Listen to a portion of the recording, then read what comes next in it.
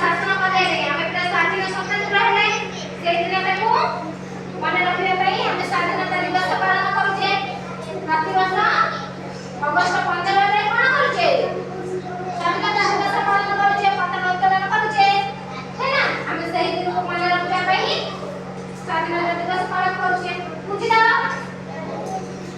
ଆମର ଦେଶ କେବେ ସ୍ୱାଧୀନ ହେଇଥିଲା? 1947 ମସିହା ଅଗଷ୍ଟ 15 1947 ମସିହା ଅଗଷ୍ଟ 15 ତାରିଖ ଦିନ ଆମର ଦେଶ ସ୍ୱାଧୀନ